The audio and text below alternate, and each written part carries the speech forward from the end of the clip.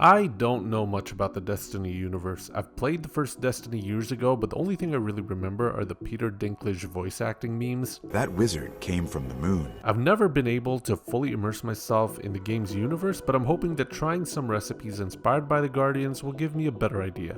Let's take a look at Destiny, the official cookbook. Destiny, the official cookbook written by Victoria Rosenthal, is written from the perspective of Eva Levante, an NPC vendor in the game that devotes her time organizing the seasonal events of the last city. Her friend Tess Everest suggested for her to put together a collection of her favorite recipes so people can enjoy them, and thus resulted in this cookbook. There are over 80 recipes in this cookbook. We have recipes from the different areas of the last city, such as the Tower, some recipes from the European Dead Zone, and a lot of recipes based on events such as the Revelry and the Dawning. Each recipe is accompanied by short and sweet descriptions that give more context about the world and its people. I really like reading these as I found them to be really immersive, super informative, and they make me feel like I'm in that universe.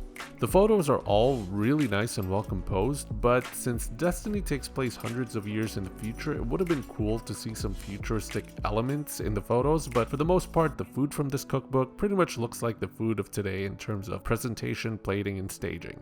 There are some dishes that have pretty unique looks, and those are the ones I like the most since they convey how food can look very different in the future. I do really like the character spotlights at the end of some of the chapters. I don't know any of these characters, but I enjoyed reading them anyway. These write-ups are not your standard vanilla bios that you can find from a wiki page. They actually talk about the characters' eating habits, their preferences, and their favorite foods, which I think is really cool. I wish more cookbooks did that. I really like how immersive this cookbook is, but how do the recipes taste? I'm gonna make a 3-course Destiny meal to find out. But before we do, I just want to thank you guys for watching the videos and subscribing to the channel. At the time of recording this video, we are almost up to 30,000 subscribers, which to me is mind-boggling. I can't thank you enough for your support. Much love. I'm hoping you're having a great new year so far, and for 2022, I'm gonna create more videos, more cookbook reviews, more recipes, and more content just for you. It'll be a little bit tricky finding the time to balance this and my full-time work, and of course with buying all of the cookbooks and the food prices going up and getting all of the equipment that I need to make better content, I'm gonna have to control myself a little bit. So I do have to control the amount of time and spending that I put on the channel, but at the end of the day, I will make it better for you guys. If you want to help out and contribute to the channel and help me make content faster and better, you can help me out in one of 2 ways. First, I've set up a Patreon where I'm going to be putting up behind the scenes updates, posts, polls, photos. If you're interested in things like that, I invite you to become a patron of mine. Or the second way you can help, merch. You can check out my merch store where you can find some gaming inspired shirts but with a foodie twist. Links to the Patreon and the merch store will be in the description. So again, thank you guys for checking it out. Now, back to the video. The Beet-Pickled deviled eggs. We're starting off by boiling some eggs in medium-high heat for 7 minutes. When done, run the eggs under cold water, then submerge in ice water. When cooled, remove the shells and set aside. In a pot, mix together half a cup of apple cider vinegar, a quarter cup of rice wine vinegar, 2 cups of water, 1 tablespoon of sugar, 2 teaspoons of salt, and 1 peeled and quartered cooked beet. Cook these on medium-low and let it simmer for 15 minutes. In a glass container, submerge the eggs in the pickling liquid and refrigerate for 3 to 8 hours. When I took mine out, I first noticed how pale it looked compared to the book. I even let it marinate longer overnight and it was still pale. I looked up how other people did it online and I found out that the key thing people added to get that rich color is the beet juice. The recipe in this cookbook didn't specifically call for the beet juice, just the beets, so dumb me threw away the juices of the cooked beets. Thankfully, there is an easy way to make more juice. Just shred some cooked beets, wrap it up in cheesecloth, and squeeze the juice all out. So if you ever make this recipe, remember, the juice is the key. Now we got the color we're looking for. Cut the eggs in half and transfer the yolks to another bowl. Smash the yolks a bit and add some avocados. Then add in 1 tablespoon of chopped chives, 1 tablespoon of lime juice, 1 teaspoon of lime zest. Mix it all in, add some salt and pepper to taste, and place the mixture in a piping bag and fill up the egg halves. Lastly, the garnish. Fry 1 slice of thick-cut prosciutto over medium-high heat until both sides are crispy. Cut the prosciutto into 16 pieces and place a piece on each deviled egg. And you're ready to serve your beautiful Beet-Pickled deviled eggs. For the main, we're making the cover photo star, the fried chicken. The recipe calls for 4 pounds of bone-in chicken drumsticks, thighs, or wings. For me, I used 4 drumsticks and 4 thighs. In a large bowl, combine your chicken with the juice from a 32-ounce jar of pickles. Then add 3 dried bay leaves, 5 cloves of smashed garlic, and 2 tablespoons of peppercorn. You're going to want to make sure that the chicken is completely submerged in the brine, so you're going to need to add water until it is. Refrigerate for at least 24 hours.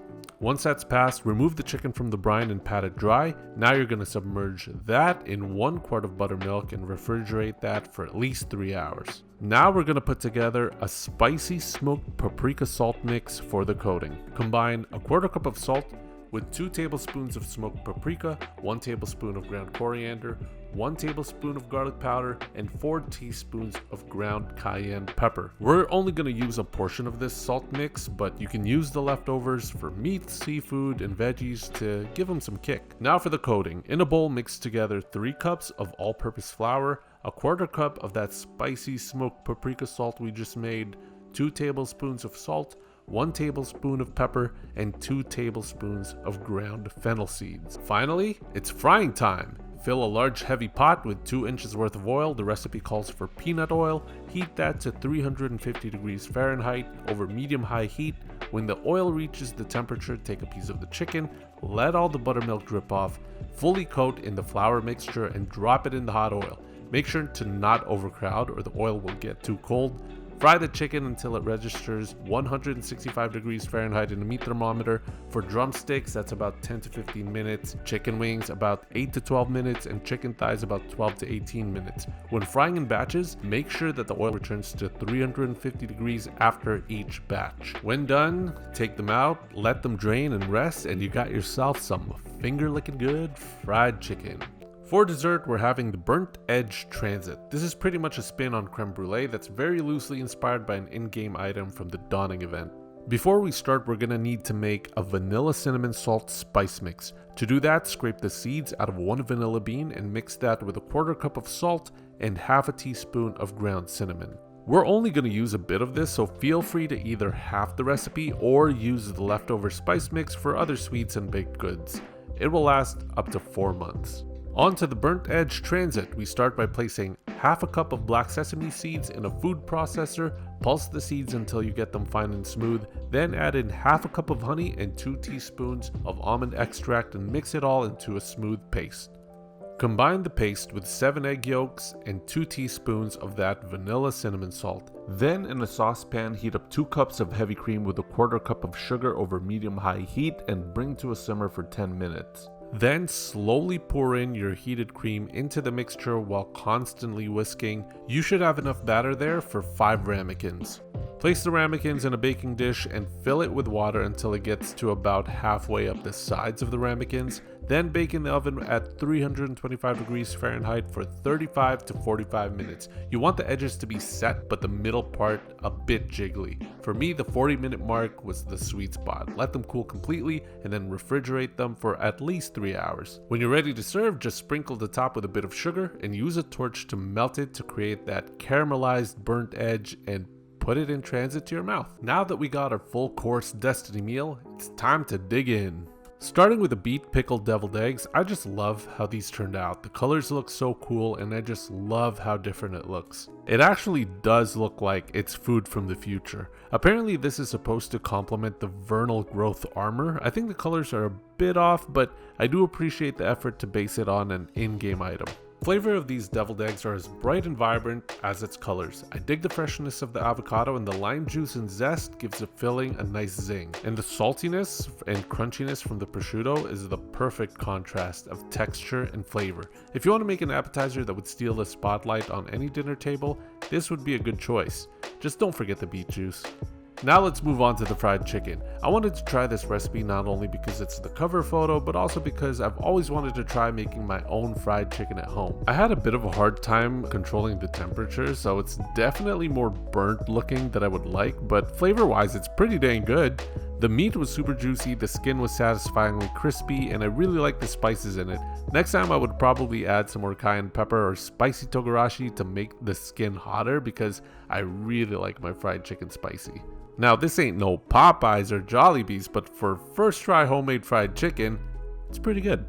Alright, now for dessert. The Burnt Edge Transit. I was really excited about this because I just love how different it looks compared to the standard creme brulee, and I love black sesame in desserts. On first bite, the flavor was good initially, but then I realized it was way too salty. I googled other creme brulee recipes and the most salt I've seen used is a 1/4 teaspoon, so the 2 whole teaspoons required by this recipe is overkill.